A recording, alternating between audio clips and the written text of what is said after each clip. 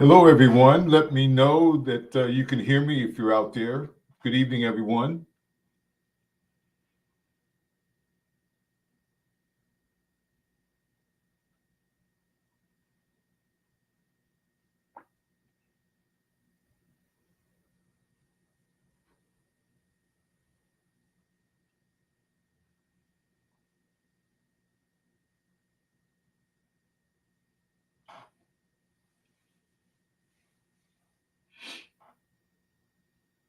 Anyone out there?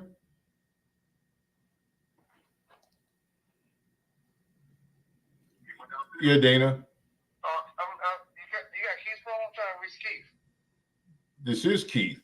Yeah, Dana. Oh, it sounds like Greg. Hey, am I in the right place? What link are you on? Are you on the StreamYard link? Yeah, I went to the one you said. Yeah, it's a StreamYard link. What link are you on? StreamYard link? Yeah, you should be on.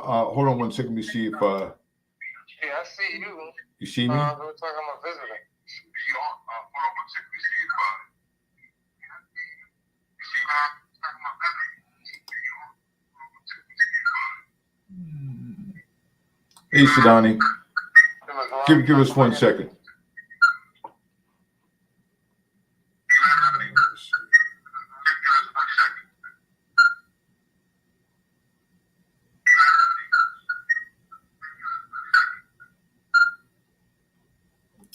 Dana, I guess I'm having some issues on my end. Dana, I don't see you on the. I don't see you on the my StreamYard link.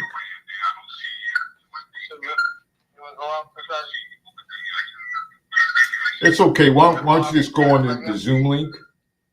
Just go on the Zoom link that I sent you earlier this morning.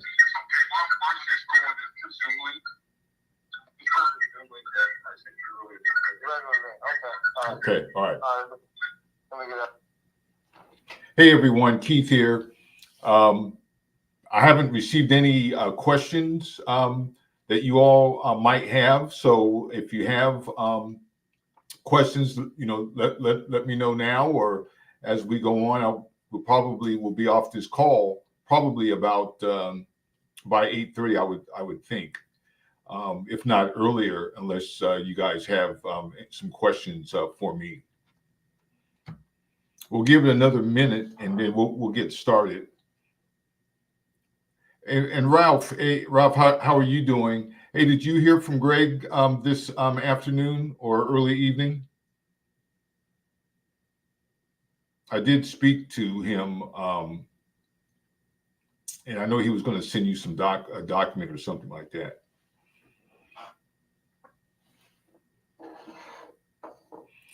And Sadani, I know that I owe you a call session or two. So I'll contact you maybe when we get off this call. Maybe we can set up a day and time frame to get that done as well. Sadani, have you been making dials in any case?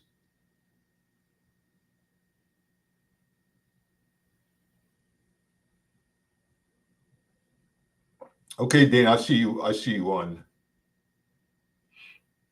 So,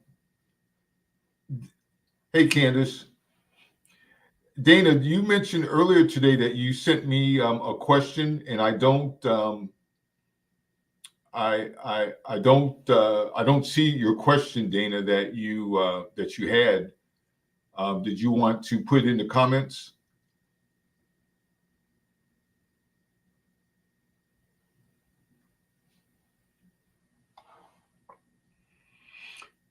And Candace, I'm sorry, Sudani. So the calls that you made, how many calls did you make, and on what days did you make the calls, and what was the number? Was it 20 calls, 10 calls, 8 calls? Hello, Andrea. Good evening, everyone. As I mentioned, I'm not going to keep us long if there are no questions, during this forum here. So if you have a question or something you want to discuss, or something that's keeping you up at night, maybe there's a roadblock as far as you getting started with some marketing, or you have an opportunity and you're worrying or wondering about what the next step is, let me know.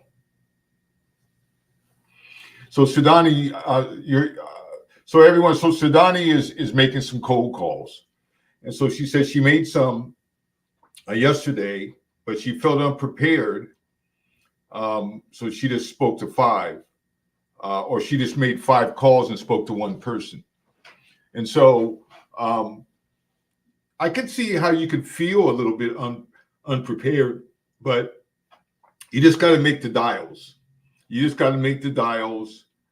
You've got to, because in those dials, even though you may not think you know what to say, I think that role play is important. We've got to role play back and forth, get used to people, get used to rejection, get ready for the unknown, just the unknown of not of knowing, or what do you do when there's silence and you don't know what to say. And so we gotta role play. We've got to role play, get used to the objections that are going to come our way. For sure, they're going to come our way, but sometimes those objections can turn out to be in your favor. Just a couple of reminders, guys. When you're making dials, it's always good to put the word "just" in front of your name. Hi, this is just Candace. Hey, this is just Ralph. This is just Andrea. This is just Dana. I'm just a local investor here in the Waldorf area. I buy properties, and then start the conversation from that realm. When you use the word "just," it tampers down the sales pressure that could be perceived or could be felt. But so just a little nugget: use the word "just" in front of your name, just to kind of, slow things down. You don't sound, that professional telemarketer is never going to do that. The professional ones. So just say, hey, this is just Keith. I'm a local investor here in the Greenbelt area. Something else too, a little nugget. Hey, Karen. And another recommendation, and for all of you guys that need cold calling, or if you want some individual lessons, take me up on it. Okay, because I'm calling all the time. I'm always looking for the best and greatest information. But one common objection is I'm not interested, or I've got to talk it over with my spouse. So what do you say when they would mention something like that? What could you say? One thing that we could do is agree with them. So many times when they say I'm not interested, we're like, wait, or hold on just a minute. Let me let you know about my investor that I work with, Greg Bennett. We're bringing the sales pressure to the call instead of agreeing with them. So if Dana's calling me and Dana throws me I'm not interested, I'm going to agree with him. I'm going to say, hey, no problem, Dana. I understand. And I want to apologize, Dana, if I've offended you in any way by asking you about your property and asking you if you would want it for sale. Because Dana's likely to say, since I'm agreeing with him, he's likely to mention something. Well, Keith, you didn't offend me. And when he says that, that's my foot in the door. Now I might say something like, yeah. Dana, hey, just so you know, we've only been talking for a minute. I don't even know if I'm a good fit for you or not. There's so much more I need to learn about your timing. If the listing has expired, why do you think the house didn't sell the first time around? Hey, Dana, are you opposed if we just talk for another 2 minutes just to see if I might be a good fit for you in the long run? So we got to start learning how to agree with people instead of back and forth. So when they say I'm not interested, and I think I told Sudani this the other day, if they say I'm not interested, agree with them. Hey, I understand. Hey, Sudani, can I ask you a question? When you are ready to sell, can I be the first person that you think about when you are getting ready to sell. Just being very humble and asking, for that, permission. Is it okay if I contact you in 6 months? Although we know we're going to contact them in 3 months. But those are certain things that you can say to overcome those objections. So that's just a little couple of nuggets there. Use the word just in front of your name when you're introducing yourself, and start to agree with people when they object to your request. It's okay, no problem. Dana, hey, no big deal. Hey, man, I hope I didn't offend you by asking you questions about selling your house. What do you guys think about that? Give me some feedback on that. Would you guys be willing to do that? Do some of you guys do that already? Yes, no, maybe. Sounds crazy to do, Keith. I wouldn't do that. What do you think?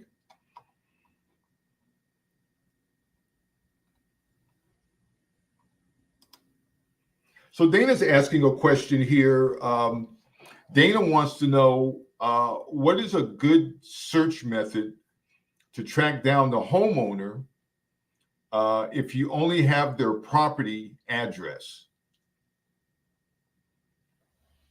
And that's a good question, because sometimes that homeowner may live in Mississippi, or where Karen is right now, or they may live, they may not live in that property. So what is a good search method? Does anyone have any idea? One thing that we could do, Dana, is if you have their name with the property address, you could skip trace. And skip tracing is a way for you to find out who owns that property.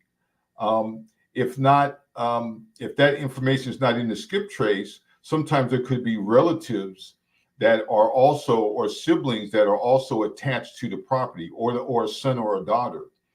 So skip trace is really, really good. There's REI Skip, which is a website. It's a paid site, but REI Skip is a very popular skip trace company. Of course, there is Deal Machine is good. There's whitepagespremium.com is a paid site as well. So Dana is saying that if that info is not on skip trace, so one thing that you could do is there's a couple of things you could do. One is old school, and Greg often tells this story, and this works 50% of the time, is to put local area codes in that search. So in other words, you can go to Google or whatever, go into the browser and put the address, then put the person's name, and then put, depending on where the property is, let's say it's in Virginia, put 703 and hit return. And if that doesn't pop up, then you could hit, local numbers, 571, 202, even 240 in Maryland. 50% of the time, you're going to get a hit. And even if that does not work, because we never give up on searching for that property owner's information, in last resort, Dana, we always have the address. So we can always mail them something, especially if the tax records are indicating that person is attached to that property. We can always, give them snail mail. It may take a long time. If you're really interested in that property, and if the property is occupied, going by the property, if you happen to be in the area, if it's not too long of a distance, that's one way to get the property, talk to that seller. Talk to that tenant. Perhaps the tenant may be able to, or a neighbor. The neighbors, how talkative neighbors are. They may not give you their number, but you can give them your business card, and then they can, get it to that seller. And that could be a good way also. Karen put some, let me put up Karen's, let me hide this real quick. and put up Karen's. So you guys should know about, I know many of you guys know about PropStream, but another good one is PropWire. PropWire.com. PropWire is a free site where not only can you build lists, you can build the list, a free list, you can build it and export to spreadsheet. But also they skip trace as well at 10 cents per skip trace opportunity. And so that's another good site. I have some lists that I built for PropStream, in PropWire for Prince George's County, and also skip trace on those. And they're as accurate with that skip as just about all the other ones. I really think that all of them are roughly the same. 65%, maybe 70% accurate. You're going to get some bad numbers with any of them. I don't think there's one of them out there, unless you guys know. I don't know of any of those skip trace where it's 100% accurate. And also, you got to understand that some of the people, yeah, Dana, you're right. Some of the tax records, they give you the name, but they don't give you the numbers. We're aware of that. But at least you have a name that's tied to that property, and now you can have confidence if you were to send a mailing to that address, or if you were to go in that neighborhood and knock on the door, or perhaps ask a neighbor if you're failing in getting that phone number. Also, you guys also need to understand too that sometimes the sellers will just put information on a form or whatever, just because whatever form they're filling out says that they have to put a number, and it could be a wrong number. That's possible. Sometimes people, depending on when the house was purchased, they may have an old landline attached to that number, and that phone number is no longer in use. That's a popular kind of objection that you get when you're calling numbers. You'll see a lot of numbers, and some of you guys can recognize numbers that used to be a landline type of number that no longer work, and that could be the reason why. But some of them do work. Everyone has a cell phone now, minus perhaps the people that are senior citizens. They may not have it. But those are just some ways, Dana, for you to try to get someone if you're not getting any hits on skip trace. But I think when you skip trace with all of the options in the skip trace and all of the other, because it's not just gonna, if the number is good and the address is good, it's going to bounce across either a relative or a neighbor. Some of the skip traces have neighbors associated with that address. And so you may have to dig and dig and dig, but ultimately you're going to at least get some semblance of where that person could be at, even if they didn't have a number. Dana, does that help you at all? Yes, no, perhaps?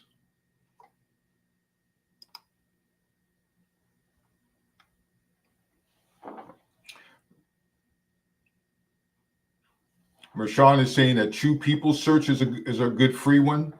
One thing that Mershawn, that we experience a little bit is that the free skip trace sites, they're good, but not as good as the paid sites. But you can, depending on maybe the location, maybe that could work. I'm sure with True People Search, you're going to get some hits. But for the most part, you're going to have to, paying for it is the way to go. Or again, putting the address in your search bar on Google, the address, the person's name, comma, and then the area code, comma.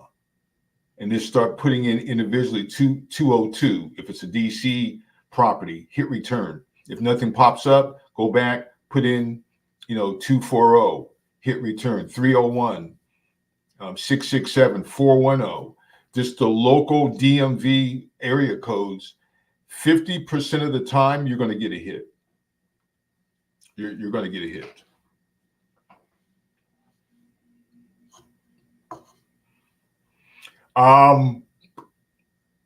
Anyone with any deals out there or any possibilities? Dana, I understand that you may have come upon something.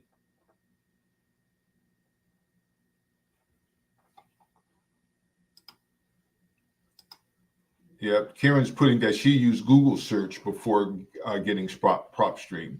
So there's some options out there. But the truest way, I think if you're an investor and if you're going to be looking, aggressively for properties, then you need to invest in a good skip trace vehicle where you're, a paid skip trace. It'll make your life a little bit easier trying to get in touch. So Dana is saying that, let me bring up this. You said Greg and you and Greg are negotiating. What are you negotiating? Where's the property located? What is it in DC? Is it in how did you get the opportunity, Dana? If you don't mind sharing that.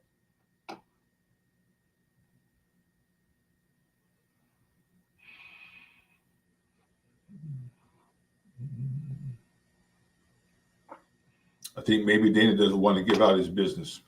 But anyhow, I would say that the market is good for us investors. Greg likes to say that the market right now is softening.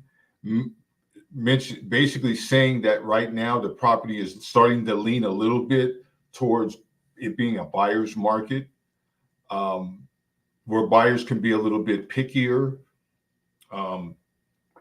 You still have perhaps some buyers out there that are waiting because they're waiting on interest rates to go down. So, but for investors, there's still a lot of opportunities. We had a walking tour Saturday in Baltimore. Actually, we were in Brooklyn Park. We saw a very, very nice property that's going to probably turn into a novation type of deal. And then we saw some properties in Baltimore. We saw another one in Pigtown, Baltimore, which is probably going to, we're going to probably pass simply because it's a full gut. And although, any rehab, I guess, is good, but full gut jobs in Baltimore, Greg has never really messed too much with a full gut.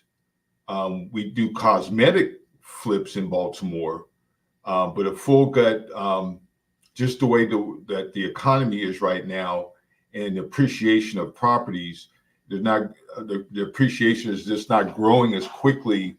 That's right, Candace was there as well last Saturday. But the appreciation in Baltimore does not grow as fast as it does, let's say, in Charles County or DC or Prince George's County. So we kind of stay away from full gut work in Baltimore. We do cosmetic rehabs though. Yeah. Just a couple of another nugget too is that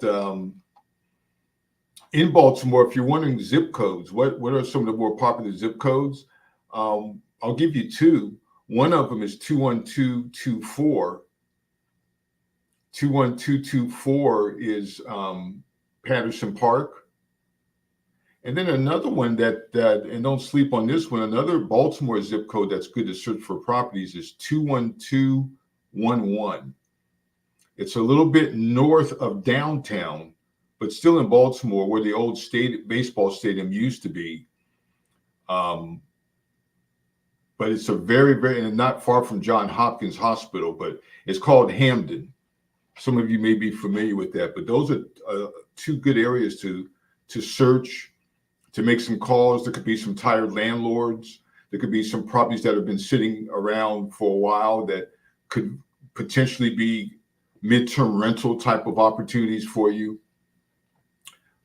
So Dana is saying that I guess him and Greg are negotiating a deal in Suitland, and it was a driving neighborhoods, driving for dollars, D for D. So that's good. And I think Dana has been very successful over the last few years of finding opportunities driving neighborhoods. I'm sure Dana wouldn't mind me sharing this. Dana's, he's a tradesman, so he's got a profession of doing HVAC, and I guess when he drives around to his appointments, he's able to see, drive neighborhoods and have an eye out. And he's got evidently Dana's got an eagle eye because he's able to find these properties. And so good luck with that, Dana. And I hope everything, I think everything works out. Hey, Mershawn, what zip code is Lauraville in? You saying Lauraville is a super hot? Where is that located? What zip code? Do you know?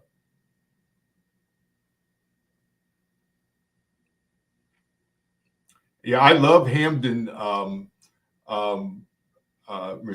As a matter of fact, true story. 2 years ago, when I bought my Bowie house, I first wanted to live in Hamden, because I knew that you could get a rehab property with all the bells and whistles for like $220, $240, everything. But Greg kind of talked me out of it because of the equity. And so, we just kind of, I just kind of let that go. But I still would like to have an investment property in the Hamden area.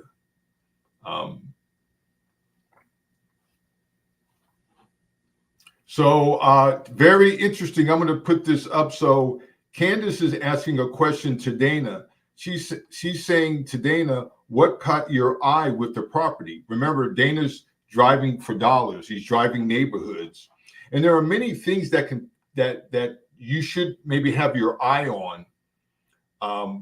Some people look at roofs. Some people look at the wheelchair ramp extension that's on the house that looks like no one has used that ramp forever. It's beat up, tattered, almost like the person that it was built for is passed away. But why is it still attached to the house? Anyhow, here's Dana's answer to Candace's question. Dana is saying, Candace, there was a U-Haul in the driveway. So Dana saw a U-Haul, and so his brain's probably churning.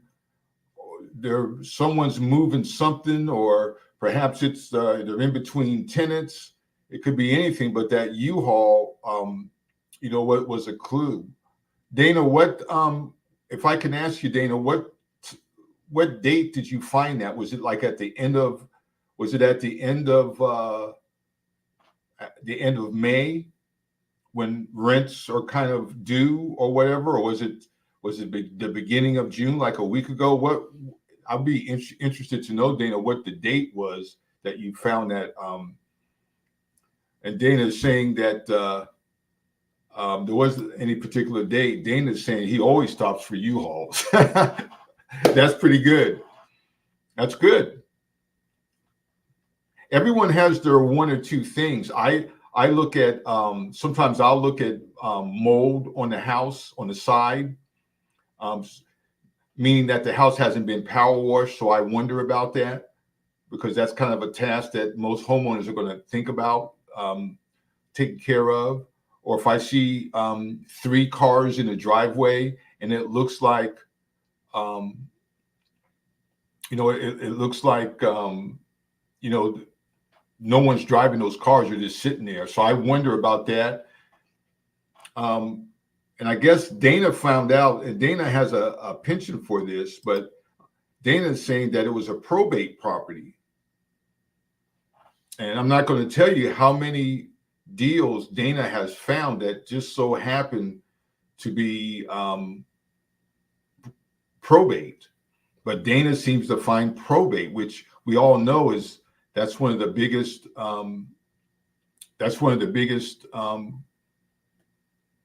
the biggest ways you're going to make money as a wholesaler is by probate deals. And here's a quiz for you guys. Here's a quiz. Speaking of probates, we know that probates are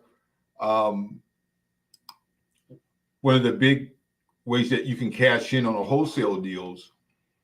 What is true about the probate deals? Why are they so? Why is it so advantageous to consider a probate? Why do some people only look for probate opportunities? 75% of the properties have what? Someone give me the answer. 75% of all probates have what going for them?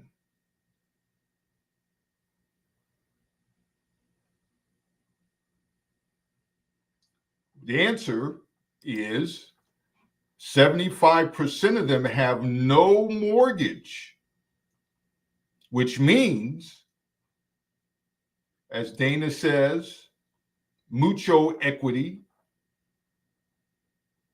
And Karen says the same thing, because the properties have equity. And that is the reason why you can command six figures, as high as six figures on one wholesale deal that's a probate. So that's really good to know. And you know, Karen is telling me that she's so excited about probates that she's telling me right here that she's mailing out to sent mailers to 300 probate properties. I'm curious, Karen, did you use the check mailers or a postcard?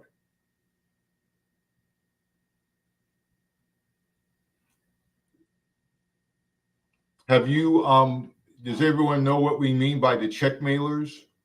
Those are the checks that come in the mail, though they look like a real check, but it's really it's sent to the homeowner to get them to open up the envelope and give them some type of offer. It may or may not be close to what that seller is looking for, but it makes them open the envelope.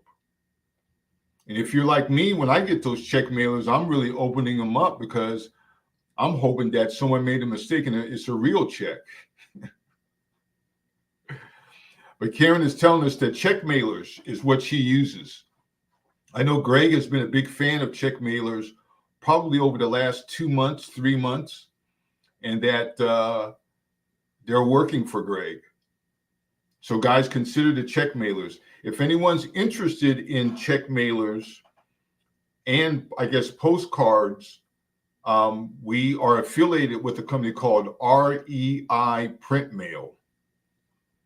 I'll put it in the chat here.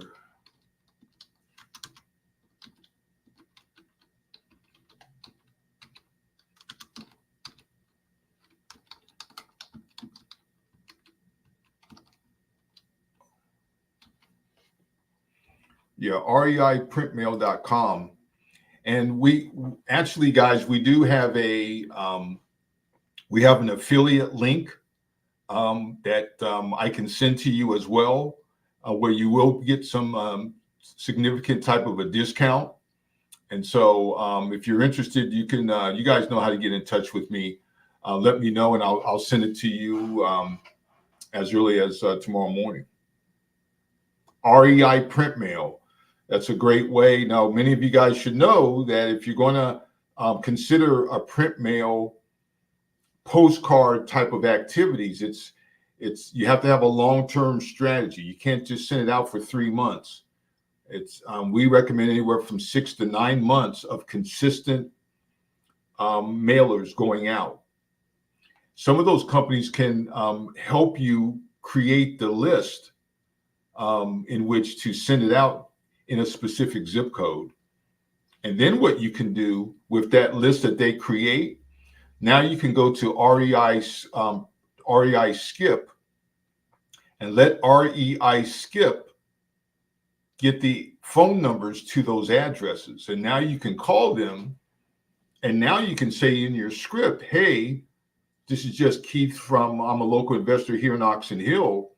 Hey, we sent you a postcard. Did you get our postcard yet? We were calling about your property at 123 Main Street.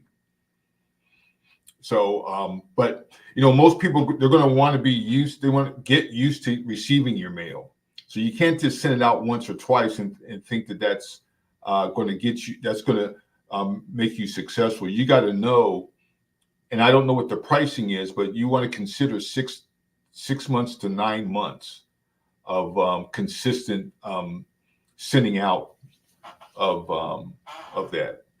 And some would say nowadays that those either check mailers or postcards are the best way to get leads. Overall, you've got social media, you've got auction sites, driving neighborhoods, but they say that, and Greg has co-signed this, that the check mailers, postcards are the number one way, followed up with phone calls, are some of the best ways to get in front of people. Karen is saying that she also gets her list from Fiverr. That's Fiverr.com. And she's saying that the phone numbers and emails are already skip trace. That's good. That's good to know, Karen. So you guys may want to consider Fiverr.com. So for some of us out there that are not doing much, we've got to understand that we've got to do something, right? Right now we're in the middle of the year, and now we should put our focus on how are we going to finish the year? Where do we want to be at by December? There's still plenty of time to get a deal or two or three done. I know personally, I've got my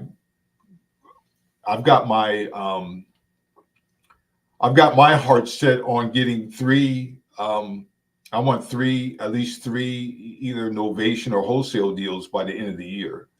I've got some, because I want to get moving quicker as an investor. And my first step is to rehab the house that I'm living in so that I can get that house reappraised and then consider the BRRRR method for getting my subsequent properties. We've got to have goals. You guys let me know out there if you need some time, you want to sit with me or sit with Greg, just kind of confirm the strategy that you have. And if you have no strategy, well, let's come up with a strategy. There are other investors that are doing well. And for those of you on this call that haven't received anything, you can do it. You can do it. We just have to make it part of our habit. We need to look at our daily habits. And what are we really doing without distractions? Sometimes life takes us in different directions, but you guys can do it. I'm looking right at you, and I know you can do it. So let's just do it. I don't have any other questions. Does anyone out there? Last call for questions. Anyone? Candace? Ralph?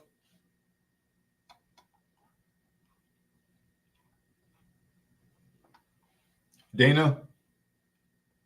Dana, I know you always have that one extra question. Are you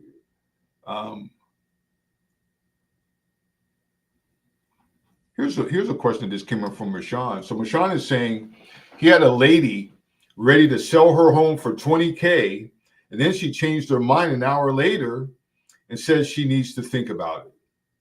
How do I overcome that? You could say something, Rashawn, like, no problem.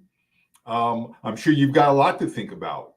And then you could say, something like, Is she living in this house? If she's living in the house, or if she, let's just say she owns the house,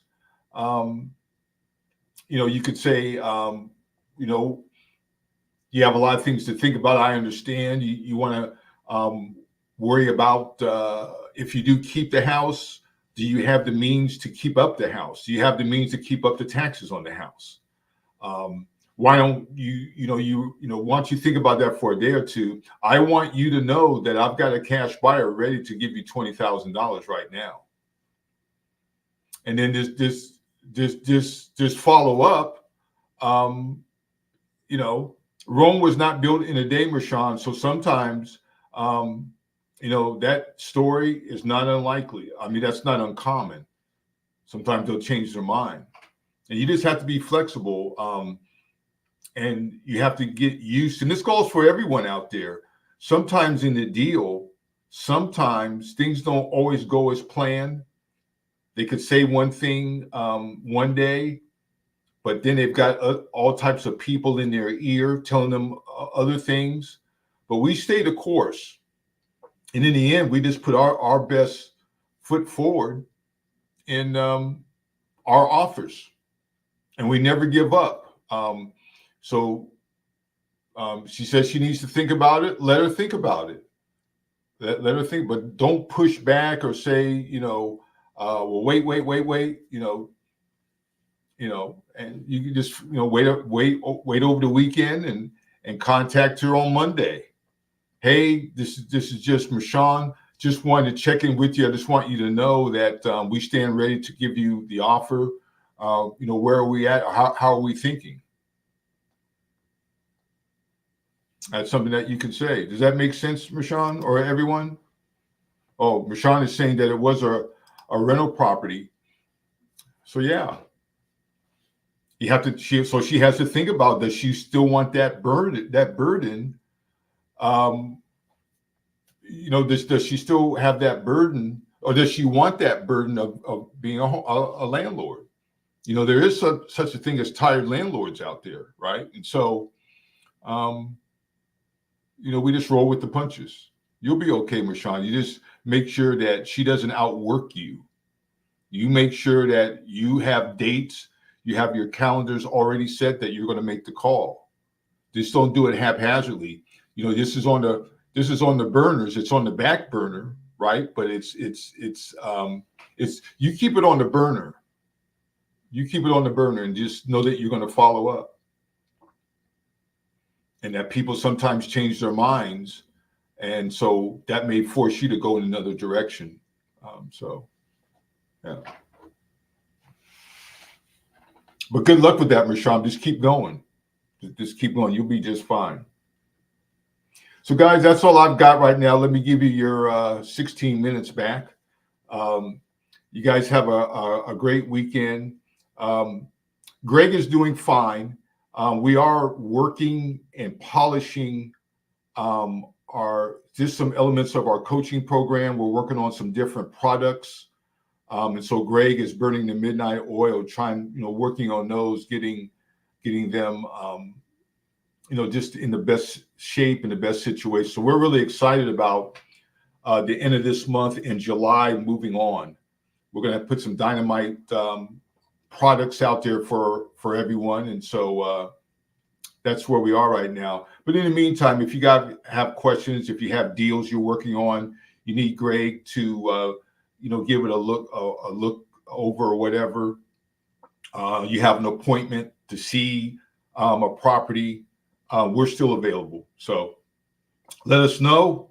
You guys have a good night, good evening. Finish the week strong. And as Greg likes to say, God bless. Peace, guys. Good night.